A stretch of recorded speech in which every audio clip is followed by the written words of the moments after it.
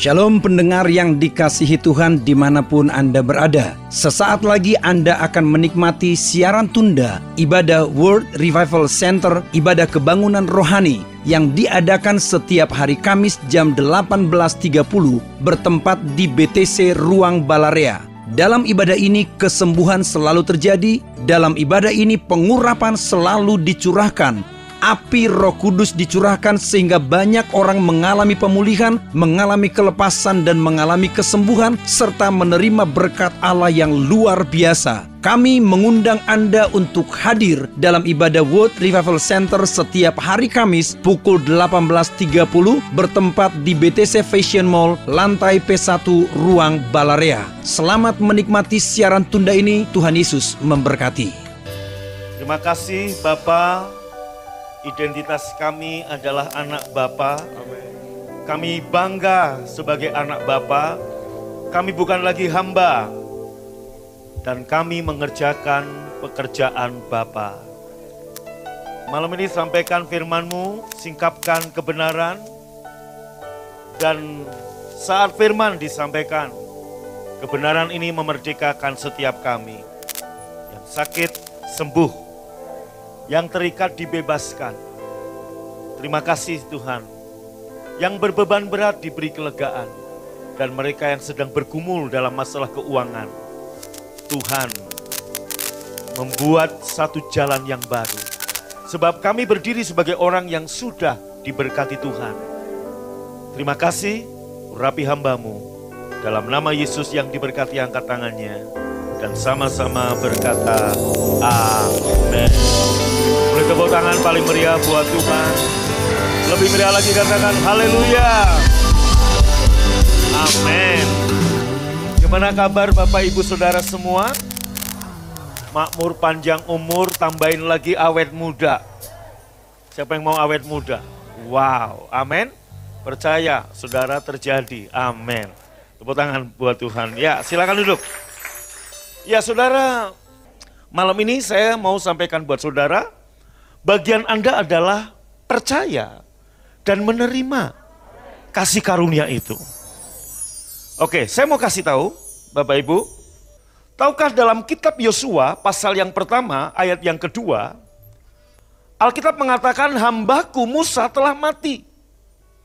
Sebab itu bersiaplah sekarang seberangi sungai Yordan ini, kamu dan seluruh bangsa ini, menuju negeri yang akan kuberikan kepada mereka, kepada orang Israel. Tahukah Anda bahwa Musa membawa bangsa Israel keluar dari Mesir 40 tahun puter-puter. Halo, perhatikan saya. 40 tahun muter-muter padang gurun. Saudaraku, ini bicara perjalanan gereja keluar dari Mesir, perjalanan bangsa Israel menuju negeri perjanjian. Nah, saudara, tahukah Anda bahwa Musa itu menggambarkan atau melambangkan hukum Taurat. Dan hukum Taurat tidak bisa membawa saudara sampai ke tanah perjanjian.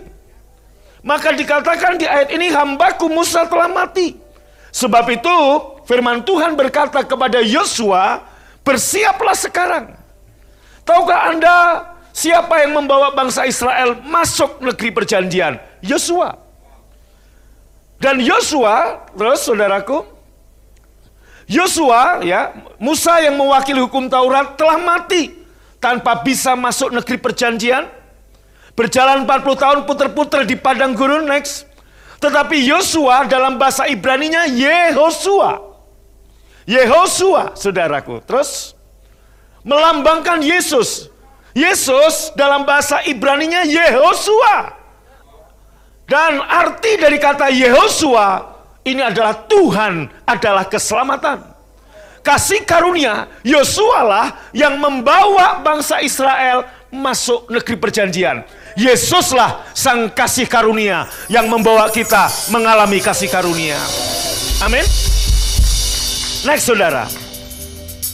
Nama Yesus dalam bahasa Ibrani adalah Yehosua atau Yehosua, bacanya juga nggak ngerti saya gimana itu ya. Saudara nanti tanya Pak Yusuf Roni aja. Kata Yehosua memang berasal dari dua kata Ibrani. Anda lihat YHWH, Yahweh, Tuhan, dan yasa, yaitu menyelamatkan. Maka Bapak Ibu dengar, yang membawa Anda dan saya menikmati keselamatan adalah kasih karunia. Masuk negeri perjanjian hanya Sang kasih karunia, namanya Yesus. Tepuk tangan buat Tuhan Yesus. Amin. Oke. Nah, saudaraku, saya mau katakan, Pak, ini kan tahun harvest. Bapak kok khotbah kasih karunia terus? Justru dalam waktu saya berdoa, saya nyembah Tuhan, selama sebanyak kasih karunia disampaikan, terobosan terjadi, kesembuhan terjadi, penuaian terjadi. Dan itu simpel, mudah. Saudaraku, keselamatan pun Anda mudah menerimanya karena kasih karunia. Kita baca yuk dari awal, dari bahan ini dari awal bahan, kita belajar. Dalam Matius pasal 11, untuk mempercepat waktu, saya langsung versi VMD. Yesus memperingatkan orang yang tidak percaya. Yesus ngecam kota-kota di mana dia banyak melakukan mukjizat di dalamnya. Ia marah karena banyak orang di kota-kota itu yang tidak mau bertobat. Saya garis bawahi, pertobatan menurut saudara apa? Maka akan ada dua jawaban yang berbeda. Seluruh agama akan menjawab definisi pertobatan sama dengan Kristen agamawi atau Taurat, saudaraku. Mereka akan berkata bahwa pertobatan adalah kamu berbalik dari dosa-dosamu. Kamu berbalik dari tingkah lakumu yang jahat. Kalau dulu kamu pemabuk, kamu berhenti jadi pemabuk. Kalau dulu kamu pembohong, berhenti jadi pembohong. Itulah pertobatan versi 4.300 agama dan kepercayaan di seluruh dunia. Semua sama. Tapi apa yang Yesus maksud dengan kata pertobatan? Pertobatan bukan bicara kamu berbalik dari dosa. Itu langkah yang kedua. Langkah yang pertama, kata pertobatan artinya apa? Kamu percaya Yesus adalah Mesias. Waktu kamu percaya, ingat, kalau pertobatan versi kekristenan, versi Yesus sama dengan 4.300 yang agama yang lain, maka saudaraku, keselamatan hanya bisa didapat dengan cara Anda bertobat, berbalik dari dosa. Berarti agama lain juga punya jalan. Saudaraku, kita selamat bukan karena kita berbalik dari dosa, bukan. Tapi karena kita menerima Yesus sebagai Tuhan dan Juru Selamat. Waktu kita terima Dia, dosa kita diampuni. Amin. Nah, akhir artinya kita menjadi orang benar karena apa? Tolong baik-baik. Perhatikan saudaraku, sebab kalau Anda nggak salah nangkap, Anda berbahaya. Begini Bapak Ibu. Jadi pertobatan itu bukan bicara saya berbalik dari dosa, bukan. Saya menerima Dia sebagai Tuhan dan Juru Selamat secara pribadi. Mari kita lihat ayat ini. Yesus marah karena banyak orang di kota-kota itu yang tidak mau bertobat. Ayat 21.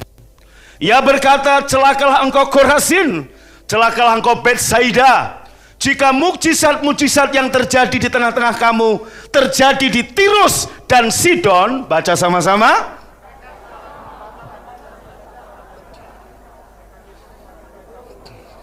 Aha. Ayat 22 saya baca. Aku berkata lagi kepadamu, Tirus dan Sidon akan mendapat hukuman lebih ringan daripada kamu pada hari penghakiman. Terus, engkau Kapernaum, tahukah Anda Kapernaum itu kota Yesus? Kalau Anda pergi ke Israel, di daerah Galilea, ada satu tempat yang kita akan kunjungi, namanya Kapernaum, Kampung Nahum. Dan kemudian di bawahnya ditulis kota Yesus. Kenapa dibilang kota Yesus? Karena Yesus sering pergi ke sini. Pak, Yesus kan dari Nazaret, betul. Tapi kota Yesus bukan Nazaret. Yang disebut kota Yesus Kapernaum. Nah, saudaraku, Yesus sering pergi ke situ. Mertua Petrus juga disembuhkan di situ. Banyak mujizat terjadi di situ. Anda lihat, Kapernaum, aku banyak bikin mujizat ke kamu. Apakah kamu akan diangkat ke surga? Jawabannya apa? Yang keras. kamu akan dibuang ke dalam kerajaan maut. Aku telah melakukan banyak mujizat bagimu. Baca sama-sama.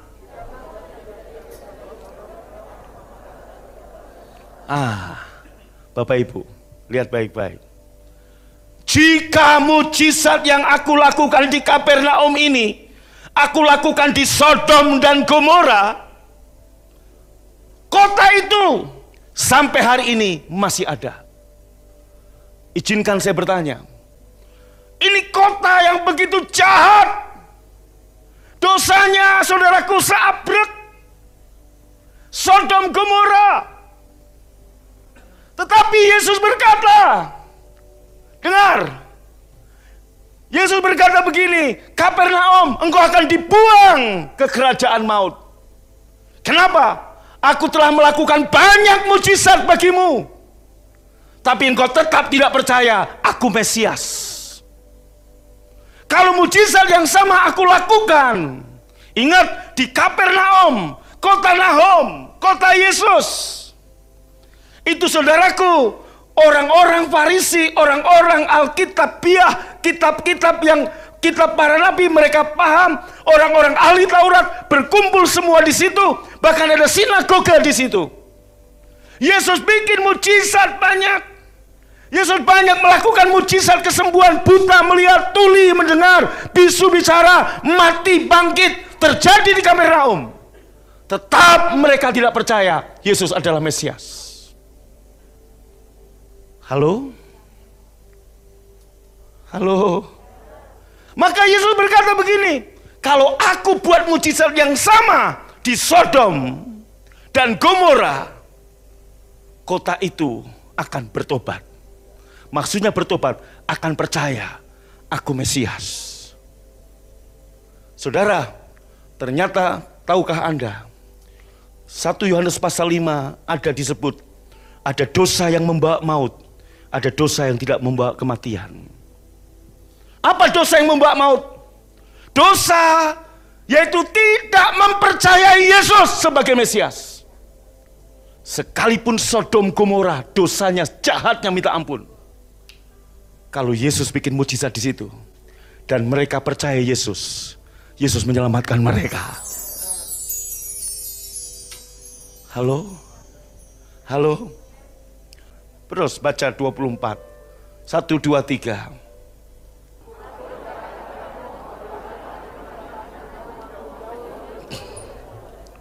Bapak Ibu, kenapa Kapernaum, Korazin, Betsaida dikecam Yesus? Dengar sini. Mereka terbiasa menerima pengajaran untuk keselamatan ada harga yang harus dibayar. Yesus membuat mudah. Kalau kamu mau selamat, terima aku, akulah Mesias. Yang amin cuma 3 orang sini. Mereka menolak kasih karunia. Mereka menjalankan, aku mau selamat dengan caraku sendiri, yaitu aku akan menjalankan seluruh hukum ini. Itu yang membuat Yesus murka. Itu yang membuat Yesus marah. Itu yang bikin Yesus berkata, celakalah kamu Korazim, celakalah kamu Betsaida, celakalah kamu Kapernaum. Aku memberitakan jalan, kebenaran dan hidup, dan aku memberitahu, akulah jalan. Aku sudah membuat mujizat. Kapernaum itu pinggir danau Galilea, pinggir danau Tiberias, Genesaret. Itu di kampung-kampung itu, di sekitar itu saudaraku. Tabga, Yesus mecahin 5 roti 2 ikan juga di sekitar situ. Yesus menyembuhkan banyak orang sakit di sekitar danau Galilea. Dan saudaraku, Yesus berkhotbah tentang akulah roti hidup, akulah kebangkitan, akulah air hidup, akulah begini. Tetapi mereka semua menolak. Dari sini kita tahu, jadi Tuhan Yesus membuat gampang. Karena keselamatan itu kasih karunia. Surga itu terlalu mahal untuk Anda dan saya bisa bayar. Karena Tuhan tahu kita nggak bisa bayar, Dia berikan gratis. Bagian saudara saya hanya percaya menerima. Percaya menerima. Itu toh. Halo? Maka Tuhan berkata begini. Kalau aku melakukan mujizat yang sama seperti yang kulakukan di Kapernaum, aku lakukan di Sodom, Sodom akan percaya. Sodom gak pernah terima pemberitaan keselamatan adalah kasih karunia. Sodom gak pernah mendengar kabar keselamatan adalah pemberian Tuhan. Maka saudaraku, mereka berbuat jahat, mereka dosa. Dengar, di mata manusia dan di mata Tuhan, dosa Sodom, saudara, dosa Sodom itu jauh lebih besar dari Kapernaum. Tetapi saat kasih karunia disampaikan, Kapernaum menolak. Tuhan berkata, Kapernaum, kamu lebih berdosa dari Sodom. Nangkap saudara? Jadi dosa yang paling besar adalah dosa yang tidak mempercayai Yesus Mesias. Ini dosa yang membawa maut, baik maut di bumi maupun maut selama-lamanya di neraka.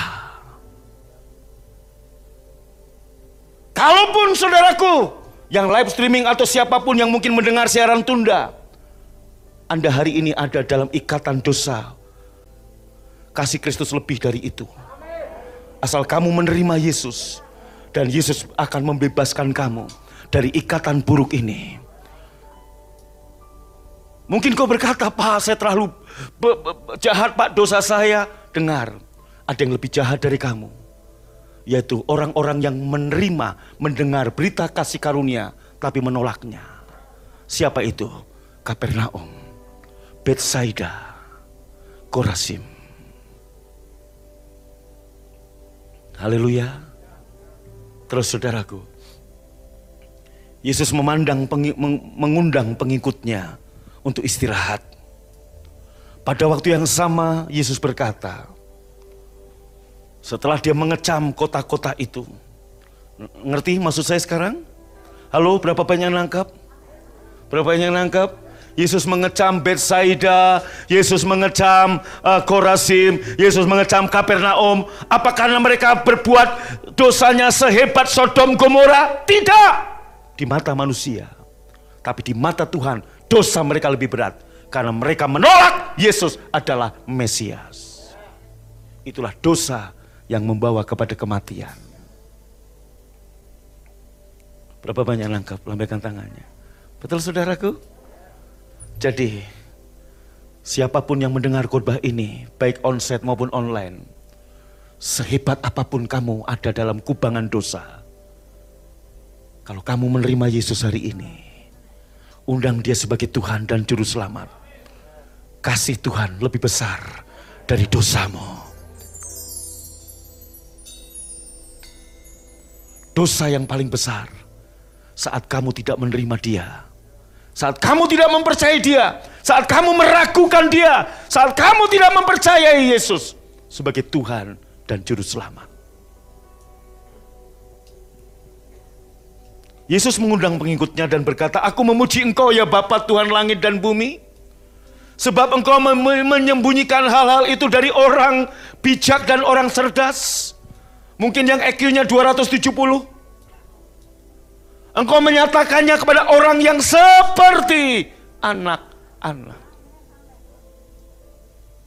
Bapak Ibu, Yesus berkata, Tuhan menyembunyikan ini kepada orang bijak dan cerdas, tetapi menyatakannya kepada orang yang seperti anak-anak. Anak-anak itu polos, tulus. Anak-anak itu saudaraku gak curigaan sama bapaknya. Betul apa betul? Coba ibunya memasak masakan apapun, nak makan. Anak-anak tulus. Dia gak curiga, Mi, ini ada sianida gak Mi? Enggak. Dia percaya penuh. Nah saudaraku, Tuhan berkata, untuk orang seperti inilah Tuhan menyatakannya. Next saudaraku. Ya Bapa, itulah yang berkenan kepadamu. Terus saudara, segala sesuatu diserahkan Bapakku kepadaku, dan tidak ada yang mengenal anak kecuali Bapa, dan tidak ada yang mengenal Bapa kecuali anak, dan mereka yang diberitahu oleh anak. Next. Datanglah kepadaku, kamu semua yang lelah, punya beban berat, aku akan membuat kamu tenang. Yesus berkata kepada Kapernaum, Yesus berkata kepada Betsaida, Yesus berkata kepada Korazim, hei kamu semua yang berbeban berat, gimana nggak berat? Untuk kamu selamat, kamu harus melakukan semua hukum. Dalam Matius pasal 23 ayat 4. Orang Farisi ahli Taurat mengikat beban-beban berat, lalu meletakkannya di atas bahu orang, tapi mereka sendiri tidak mau menyentuhnya. Tahukah Anda, peraturan-peraturan yang ada untuk membuat orang bisa selamat, untuk membuat orang bisa begini, itu adalah kuk yang diletakkan. Dan itu membuat mereka stres, mereka beban berat. Roma 7 ayat 5 bahkan berkata, Anda tahu, hukum itu merangsang dosa. Anda lihat, hawa nafsu dosa dirangsang oleh hukum Taurat. Justru peraturan-peraturan itu merangsang orang untuk berbuat dosa. Halo? Datanglah kepadaku kamu semua yang lelah, mempunyai beban berat. Saudaraku, lelah beban berat ini bukan lelah banyak masalah, Pak, Bu, dengar. Ini konteksnya bukan itu. Memang nggak apa-apa kalau ditafsirkan, mari engkau yang berbeban berat, mungkin engkau putus cinta, datanglah kepada Yesus. Engkau yang sedang berbeban berat dengan masalah rumah tangga, datanglah kepada Yesus. Bisa ditafsirkan ke situ. Tapi pada waktu Yesus mengundang ini, konteksnya adalah, Anda lihat ayat sebelumnya tadi. Orang-orang tadi, saudaraku, ya mereka nggak bisa melakukan sepenuhnya hukum Taurat untuk mereka selamat. Dan Yesus memberitahu, akulah jalan, kebenaran, dan hidup. Dan mereka berkata, kok mudah begitu terima engkau Mesias, selamat? Iya. Adam yang pertama, saudaraku, bikin dosa, kamu jadi pendosa di dalam Adam. Tapi aku, Adam yang kedua, melakukan satu perbuatan benar supaya engkau menjadi orang benar. Dan mudah itu mereka sulit menerimanya. Ya toh ya. Halo? Iya. Coba kalau saya lagi ngobrol sama teman-teman SMA, mereka tanya, saya bilang, kenapa saya Kristen? Bukan karena orang tua saya Kristen. Karena saya tahu nggak ada jalan lain di luar Yesus. Kemudian mereka tanya, emang kamu selamat, yakin? Yakin. Bukan insya Yesus, saya yakin. Percaya. Siapa yang bilang? Yesus. Yakin selamat? Yakin. Emang kamu tahu amalmu banyak? Saya nggak tahu amal saya banyak atau enggak. Kata orang, saya orang baik. Tapi saya sendiri ngerasa saya nggak sebaik apa yang orang ngomong. Karena orang nggak tahu, saudaraku, amal saya berapa, saya pun juga nggak tahu. Tapi bukan amal perbuatan saya yang membuat saya selamat. Karena ada yang sudah bayar tiketnya. Siapa? Yang punya surga. Namanya siapa? Yesus. Itu. Saudaraku, maka pernyataan atau pertanyaan berikutnya dari teman saya adalah, kok semudah itu? Iya. Nggak masuk akal, bukan nggak masuk akal, akalmu nggak masuk. Betul? Akalmu nggak muat. Ruangan ini muat 1.200, dikasih 10.000. Ruangan ini nggak muat, bukan nggak masuk. Ruangannya yang nggak muat, otakmu yang nggak muat menangkap. Kalau Tuhan itu masuk akal, kata Pak Yusuf Roni, maka Tuhan itu adalah akal-akalan. Betul nggak, saudaraku? Nah, datanglah kepadaku kamu semua yang lelah dan punya beban berat, aku akan membuat kamu tenang. Kenapa tenangnya? Loh, untuk kamu selamat cukup kamu terima dia, jangan ragukan dia. Dia adalah Yesus, dia adalah Mesias, dia adalah Allah yang menyelamatkan, Yehosua. Terus saudaraku, nah terimalah kuk yang kuberikan. Loh, kuk itu pekerjaan, Pak, ya. Saudaraku, jadi Yesus berbicara kepada orang-orang ini gini loh, kamu kalau terima kuk dengan peraturan-peraturan hukum-hukum agama, kamu capek, kamu lelah, kamu nggak tenang, dan kamu juga belum pasti selamat atau tidak. Karena kamu pasti kamu akan jadi pelanggar-pelanggar hukum itu. Maka dikatakan tadi saya buka dengan Musa hanya bisa ngintip dari Gunung Nebo. Itu tanah perjanjian. Musa nggak bisa membawa kepada tanah perjanjian. Sama peraturan-peraturan, hukum-hukum, agama-agama, perbuatan, amal baik dan sebagainya. Hanya bisa ngintip dari Gunung Nebo, saudaraku. Anda mau ngintip dari Gunung Nebo? Musa umur 120 dia ngintip dan dia lihat, saudaraku. Saya berkali-kali ke Gunung Nebo. Saya naik, mana sih kok nggak kelihatan? Nggak kelihatan, saudaraku. Kalau saya nggak lihat dari Gunung Nebo, mana sih tanah perjanjian? Tour guide bilang itu loh sebelah sana, lihat nggak? Enggak, lihat sana, enggak. Saya ngomong, lu nunjuk-nunjuk kamu lihat nggak? Nggak juga sih, enggak lihat. Karena jauh. Maksudnya gini, Musa hebat matanya, saudaraku. Nggak pakai keker loh, saudaraku. Nggak pakai teropong bisa kelihatan. Saya nggak kelihatan loh. Sudah cincit-cincit gini, saudaraku. Bukan masalah saya pendek, enggak. Ini udah di atas gunung kok. Udah di atas gunung, bro. Halo? Nggak kelihatan loh. Tour guide kan orang Yordania tinggi kan. Lah saya nanya, kamu lihat yang mana? Pokoknya sana, ini petunjuknya sana. Lah kamu lihat nggak? Enggak, ya sama. Saya udah berapa kali lihat ke gunung, nggak kelihatan. Mungkin kalau pakai keker kita bisa lihat, saudaraku ya. Oke. Terimalah kuk yang kuberikan padamu. Terimalah kuk pekerjaan yang kuberikan kepadamu. Belajarlah dari aku lemah lembut, rendah hati, hatimu akan tenang. Bapak Ibu, inilah kasih karunia. Yaitu apa? Kamu dapat kuk yang enak. Pekerjaan yang kuberikan itu mudah. Pekerjaan kuk yang kuberikan itu enak. Kamu akan tenang. Siapa yang tenang menjalankan hukum Taurat? Nggak ada. Bahkan tadi dikatakan, peraturan-peraturan hukum itu merangsang orang berbuat dosa. Saudaraku, waktu saya sampaikan ini, dengarkan baik-baik. Malam ini, semudah engkau menerima keselamatan, hanya percaya dan menerima. Malam ini juga yang sakit, yang tensinya tinggi-tinggi, saya suruh tes tadi. Malam ini kamu terima semudah itu, percaya, terima. Malam ini engkau sehat, kuat, makmur, panjang umur, awet muda, diberkati Tuhan seperti Abraham. Amin. Lo bayangkan Sarah umur 88 tahun, Raja Abimelek. Emang kurang, saudaraku, mis-mis dari mana? Kok nenek begini yang ditaksir?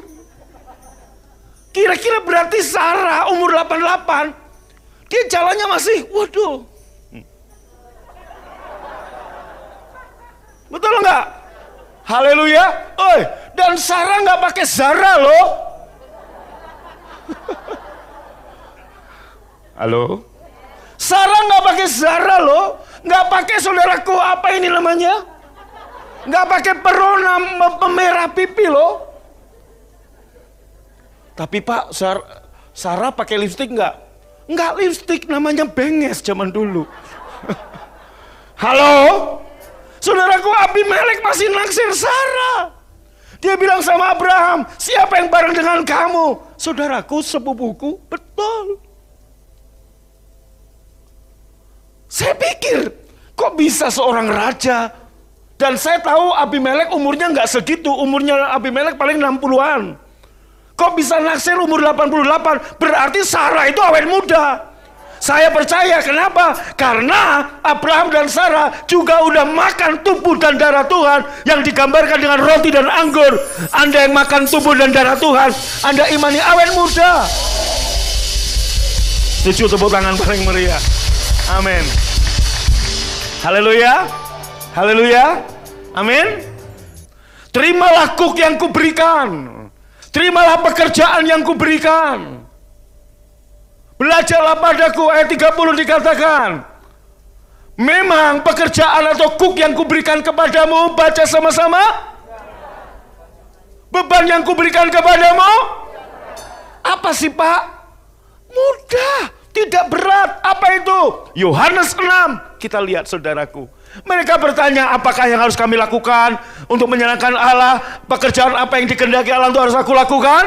Ayat 29, inilah kehendak Allah. Baca 2-3. Percayalah kepada aku Yesus Mesias, Allah yang menyelamatkan, Yehosua. Tepuk tangan buat Tuhan. Amin. Saya mau nanya, mudah atau gampang? Berat apa enggak? Enak apa enggak? Enak. Kenapa mudah kok kamu bikin sulit? Kenapa saudaraku? Anda lihat baca ayat berikutnya. Mereka berkata, tunjukkanlah kepada kami lebih banyak mujizat. Kalau engkau menghendaki, kami percaya bahwa engkau adalah Mesias. Tahukah Anda? Mereka nggak bisa percaya Yesus Mesias. Pekerjaan atau kuk yang diberikan Tuhan kepada kita, kuk itu ditaruh di sini nih. Orang Farisi, ahli Taurat, menaruh kuk kepada bahu pengikutnya, memberi beban yang berat sehingga mereka stres, letih, lesu, beban berat. Yesus ngasih kuk yang ringan. Percaya. Yang amin cuma 4 orang. Gampang. Nah, Anda lihat orang-orang pinter ini, saudaraku. Tunjukkan kepada kami lebih banyak mujizat. Kalau engkau menghendaki, kami percaya. Yesus bilang, mujizat yang sudah kulakukan di Kapernaum, kalau itu aku lakukan di Sodom, Sodom percaya kepadaku. Kalau mujizat yang kulakukan di Korasim, aku lakukan di Sidon, Sidon percaya kepadaku. Kenapa aku mengecam kamu? Dengarkan baik-baik. Kenapa Yesus mengecam ahli Taurat, orang Farisi, kota-kota seperti ini? Karena Yesus berkata, Sodom yang begitu jahat dalam pandanganmu, dosanya adalah homoseksual. Anda lihat saudaraku, bahkan malaikat Allah yang datang ke rumah Lot mau diperkosa oleh orang-orang Sodom. Pintu rumah Lot digedor-gedor, berikan orang itu pada kami supaya kami kerjai. Malaikat aja mau diperkosa. Loh, ini apa nggak jahat banget orang Sodom? Amin. Halo. Tapi Anda lihat, Yesus bilang, kalau aku khotbah kasih karunia, aku khotbah tentang kasih Allah kepadamu. Kalau Yesus ada di Sodom saat itu, Yesus berkata, Sodom bertobat. Lah kamu yang ngerti hukum, aku udah khotbah, aku udah bikin mujizat, kamu tetap menolak aku. Maka Yesus berkata, celakalah kamu Korasim, celakalah kamu Kapernaum, celakalah kamu Betsaida. Anda tahu hari ini, dosa yang membawa kematian, dosa yang membawa maut adalah meragukan dia Mesias. Ragu sama dengan tidak percaya. Dan tahukah Anda apa yang paling buat Tuhan sedih kepada anak-anaknya? Sekarang saya berkhotbah kepada orang-orang yang sudah percaya, sudah menerima Yesus sebagai Tuhan dan Juru Selamat. Anda nggak ragu-ragu dengan keselamatan? Anda nggak ragu-ragu dengan keselamatan? Siapa yang nggak ragu-ragu bahwa Anda sudah diselamatkan oleh kasih karunia Yesus? Haleluya, amin, amin. Oke, terus saudaraku ya, terus. Ini dia. Karena kemurahannya, saudara diselamatkan karena iman kepada Kristus. Karena kemurahannya, kamu selamat karena percaya kepada Kristus. Saya mau tanya Bapak Ibu Saudaraku, lebih mudah Anda dari miskin jadi kaya atau dari orang yang harusnya masuk neraka masuk surga? Lebih mudah mana? Lebih mudah miskin jadi kaya. Orang dunia juga banyak kerja keras bisa kaya kok. Sukses kemudian bisa kaya, sekolah tinggi-tinggi atau korupsi atau nipu orang bisa kaya kok. Tapi untuk masuk surga nggak bisa. Jadi saudaraku, keselamatan adalah mujizat yang paling besar. Untuk itu Yesus membayar harganya dengan nyawanya. Dan itu bisa kamu dapatkan karena kemurahan Allah, bukan karena usahamu. Karena kamu percaya kepada Kristus. Kamu punya iman kepada Kristus. Bahkan iman itu pun bukan dari kamu. Iman itu juga pemberian Allah. Wow. Tepuk tangannya lebih keras lagi. Iman itu pun pemberian Allah. Nah, saya mau tanya, Apa yang Anda upayakan untuk keselamatan? Nggak ada. Apa yang Anda tambahkan untuk Anda selamat? Nggak ada. Keselamatan kasih karunia. Anda hanya wajib menjaganya. Gimana? Jangan bunuh diri. Kok nggak amin? Lu nggak amin? Amin? Bunuh diri keselamatan hilang. Berarti kamu nggak menjaga. Tinggal jaga, jangan bunuh diri. Tapi Pak, saya kecewa Pak, saya udah diputuskan Pak. Emang cowok cuman Ali Oncommu, banyak yang lain. Pak, saya ditipu Pak. Sama orang Kristen, dia aktivis gereja, dia majelis, dia pendeta Pak, nyiak duit saya Pak. Terus kamu kecewa, kamu meninggalkan Tuhan, rugi kamu. Cuman uang 100 juta kamu kemudian kehilangan keselamatan. Kamu tinggalin, jadi keselamatan bisa hilang kalau kamu bunuh diri. Keselamatan bisa hilang kalau kamu murtad. Selama kamu nggak bunuh diri, patah hati nggak apa-apa, sambung lagi. Amin. Tapi broken heart Pak. Makanya Bapak Ibu, halo, coba pegang telinga saudara. Oke, pegang satu lagi. Telinga satu, kalau digabung jadi gambar hati. Betul nggak? Oh, ada yang dilongop tuh. Oh, walaupun ketutup masker saya tahu. Oh, telinga dan telinga jadi hati. Maksudnya begini, kalau hatimu mau bersih, jangan dengerin omongan yang nggak perlu. Jangan kepo. Hidup tenang. Amin. Gak usah pengen cari tahu status orang, bikin pusing. Haleluya. Amin, amin, amin, amin. Haleluya. Coba ya nanti gambar ya, telinga giniin. Jadi hati. Jadi supaya hatimu benar, jagalah hatimu. Gimana caranya? Hati itu gambar hati dari 2 telinga, berarti jaga telingamu. Kamu gak bisa nyumpel mulut orang ngomong apa, tapi kamu bisa sumpel telingamu sendiri. Kalau gitu mendingan, Pak, kalau ada kotoran kuping gak usah dibersihin. Ya terserah kamu. Bukan urusan saya, itu urusan kamu. Jangan ngajak-ngajak. Kalau saya sih bersih-bersihin, saudara. Kalau Anda terserah. Ya. Saudara diselamatkan karena iman kepada Kristus. Bahkan iman itu pun bukan dari saudara sendiri, melainkan juga karunia Allah. Saudaraku, dengar sini. Wih, nolak kasih karunia, nggak percaya kasih karunia Yesus. Ternyata itu lebih berat dosanya dari dosa Sodom loh saudara. Seram loh. Oh iya loh. Iya loh Pak. Kenapa Yesus kok ngecam? Anda lihat tadi, pada hari penghakiman, tanggungan Sodom lebih ringan dari Kapernaum. Gila nggak? Padahal di Kapernaum orang agamawi semua loh. Halo? Saya yang pernah pergi ke Israel, saya ajak ke Kapernaum. Anda pernah kan ke Kapernaum kan? Betul? Banyak batu kilangan di sana kan?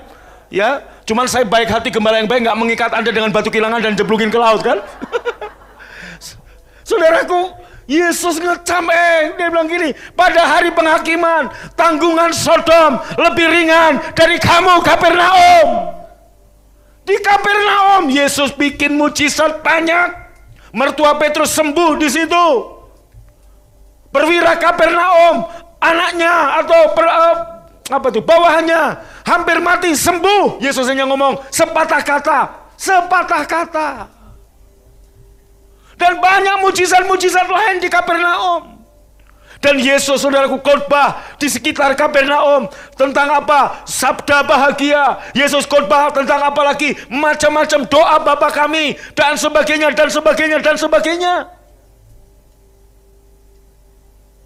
Tetapi mereka nggak menerima Yesus, nggak percaya Yesus. Mereka lebih memilih kuk yang berat, yang bikin lelah, letih, lesu. Padahal Yesus kasih kuk yang enak. Mari kepadaku semua yang letih, lesu, berbeban berat. Saudaraku, kalau keselamatan kita nggak upayakan, keselamatan kita nggak upayakan, apalagi kesembuhan. Kenapa engkau belum sembuh? Karena engkau terus mengupayakan kesembuhan. Bagian kamu hanya percaya, menerima malam ini kesembuhan terjadi, engkau akan sembuh. Haleluya. Waktu engkau menerima termasuk saudaraku, termasuk kemakmuran. Saudaraku tahu arti kata Yesus. Pertama keselamatan, kedua kemenangan, ketiga kesehatan, yang keempat pemulihan, yang kelima kemakmuran. Jadi waktu kamu terima Yesus, kamu terima semuanya ini. Bagian kamu hanya percaya dan menerima. Tepuk tangan paling meriah. Maka, nah saudaraku, seringkali kita berpikir negatif. Tapi, itu dia. Waktu kamu berpikir tapi, Bapa di surga sedih. Lihat anaknya gak percaya. Sama dengan kalau saya ngajak Harvest makan. Mau makan katakan, Pak, Harvest ulang tahun, pengen makan restoran yang paling enak di Bandung. Dan mahal. Oke, waktu saya mau masuk restoran, katakanlah Hanamasa atau di manalah saudaraku ya.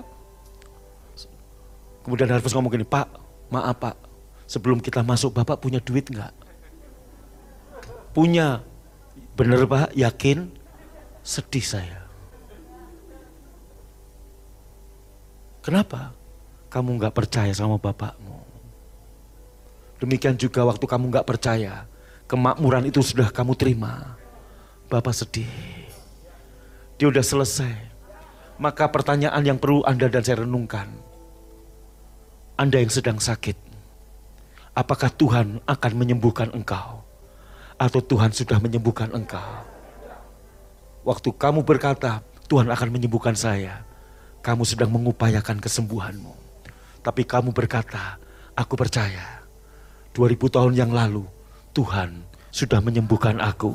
Malam ini juga, setelah saya doa impartasi kesembuhan, Anda yang gula tinggi, yang kolesterol tinggi, yang tensi tinggi, periksa lagi. Kamu terima saja seperti kamu menerima. Saudaraku, keselamatan, kuk yang kuberikan, kata Tuhan, ringan dan kamu tenang. Kuk yang diberikan, saudaraku, oleh orang-orang Farisi, ahli Taurat, oleh peraturan hukum agamawi, berat. Bikin orang stres. Bikin orang letih lesu. Maka minggu lalu saya khotbahkan kan sebelum Pak Yusuf Roni. Saya sampaikan pada Anda malam ini. Percaya, menerima. Engkau yang sakit di rumah. Ada mungkin seseorang yang gak bisa berdiri di rumah. Hari ini engkau terima kesembuhan seperti engkau terima keselamatan. Dalam nama Yesus, hari ini juga di rumahmu engkau berdiri dan mulai berjalan dalam nama Yesus. Engkau yang cancer, engkau yang sakit pada ginjal, engkau yang sakit pada paru-paru, engkau yang sakit pada jantung, engkau yang terus berjuang mengatasi kemiskinan. Kamu terus mengupayakan dan kamu gak pernah lepas dari situ. Aku dulu di situ. Tapi waktu aku terima Yesus, aku tahu. Seperti aku menerima keselamatan, aku juga menerima kemakmuran. Maka saudaraku, jangan anggap enteng orang-orang ini. Mungkin gak ada potongan untuk berhasil, gak masalah. You gak butuh potongan ataupun jahitan. Yang jelas, setelah engkau terima Yesus, engkau terima kemakmuran itu. Keberhasilan adalah hal yang pasti dalam hidupmu. Bagianmu hanya apa? Kamu bekerja. Kamu ambil, seperti saudaraku, kesehatan itu adalah anugerah. Bagian kita jaga kesehatan. Dengan apa? Pola makan. Halo? Kayak Pak Yusuf Roni, saudaraku, beliau sudah ngomong umur segitu, dia nggak mau sate kambing. Ya bagus, itu pola makan. Anda juga harus jaga. Betul? Babi boleh, jangan 1 ekor kamu makan. Pola makan yang benar. Katakan amin. Haleluya. Yes. Kemakmuran, itu juga kasih karunia. Bagian kita, terima dan jaga kemakmuran itu. Dengan apa? Kamu manage yang benar. Keselamatan bukanlah upah perbuatan baik yang kita lakukan. Sehingga tidak seorang pun di antara kita dapat menyombongkannya. Maka saya katakan juga kesehatan bukanlah upah perbuatan baik yang Anda dan saya lakukan. Siapa yang bilang olahraga membuat orang sehat? Enggak. Kesehatan adalah kasih karunia. Olahraga, kalau Anda olahraga menjaga berkat yang Tuhan beri. Kemakmuran juga bukan upah kerja keras Anda. Sebab berkat Tuhanlah yang menjadikan Anda kaya. Bukan jerih payah saudara. Maka terimalah ini saudaraku. Maka apapun yang kau kerjakan, penuhi. Punyai satu pengertian, satu identitas. Aku adalah orang yang berhasil. Haleluya. Kamu bukan hamba, kamu adalah anak. Kamu udah diselamatkan oleh kasih karunia. Bagian kamu hanya percaya dan menerima. Termasuk kesembuhan, termasuk kemakmuran, termasuk keselamatan sudah include di dalamnya. Bangkit berdiri, engkau terima malam ini. Aku impartasikan, angkat kedua tanganmu dimanapun kau berada. Baik yang di ruangan ini maupun di mana-mana. Anda yang sakit di bagian paru-paru, di bagian jantung, di bagian mata. Mungkin ada yang sakit stroke, ada yang sakit di bagian apapun. Mungkin saudaraku tensi Anda tinggi, gula darah Anda tinggi, kolesterol Anda tinggi. Hari ini semudah engkau mempercayai Yesus Mesias, Yesus menyelamatkan Anda dan engkau menerimanya. Semudah itu engkau menerima kesembuhanmu malam ini. Kamu jangan mengupayakan kesembuhan, sebab kesembuhan sudah diberikan kepadamu. Haleluya, haleluya. Terimalah, aku mengimpartasikan kuasa kesembuhan oleh bilur-bilur Yesus. Engkau menjadi sembuh di dalam nama Yesus. Ada seorang bapak yang sedang menyaksikan, sedang beribadah bersama kami secara live streaming. Engkau sedang stroke. Hari ini aku berdoa di dalam nama Yesus. Terimalah kesembuhan ini. Seperti kau menerima keselamatan, engkau menerima kesembuhanmu malam ini juga. Oleh bilur Yesus, engkau telah sembuh. Haleluya, haleluya, haleluya. Angkat roti dengan tangan kanan saudara. Tuhan Yesus mengambil roti, mengucap berkat.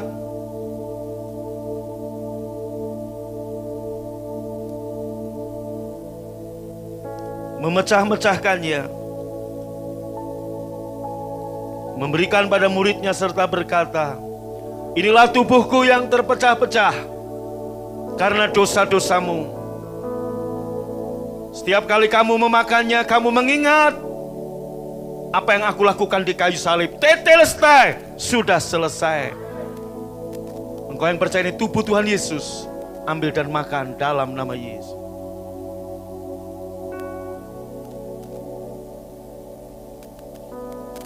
Angkat cawan dengan tangan kanan saudara. Tuhan Yesus mengambil cawan, sudah makan, memberikan pada murid-muridnya. Serta berkata, inilah darahku yang ditumpahkan bagi pengampunan dosamu. Inilah darah yang memeteraikan perjanjian yang baru. Ambillah, minumlah. Menjadi peringatan akan aku. Setiap kali kamu makan roti dan minum cawan ini, kamu mendeklarasikan kematian Yesus atas hidupmu. Engkau yang percaya ini darah Tuhan Yesus, ambil dan minum dalam nama Yesus.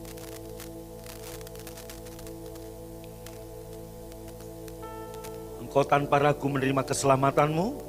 Engkau juga tanpa ragu malam ini menerima kesembuhanmu.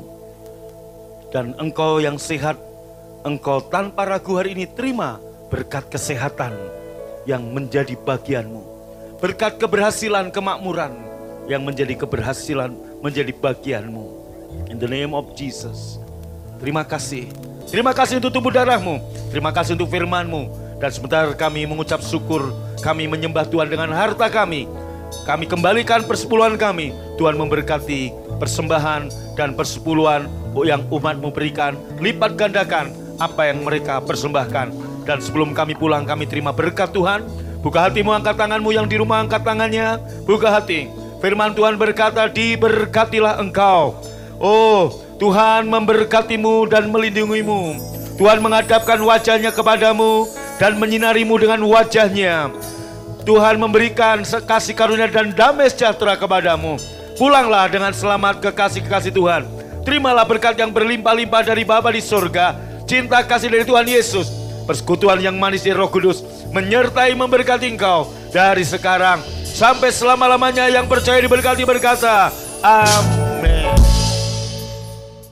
Anda baru saja mengikuti cuplikan siaran tunda ibadah World Revival Center yang terjadi di hari Kamis jauh lebih dahsyat dari apa yang Anda dengar. Oleh karena itu, kami mengundang Anda untuk hadir dalam ibadah World Revival Center setiap hari Kamis bertempat di BTC Fashion Mall, lantai P1 Ruang Balarea pukul 18.30. Dan bagi Anda yang rindu didoakan, SMS kami di 0818218737. Untuk informasi hubungi 6126088. Tuhan Yesus memberkati.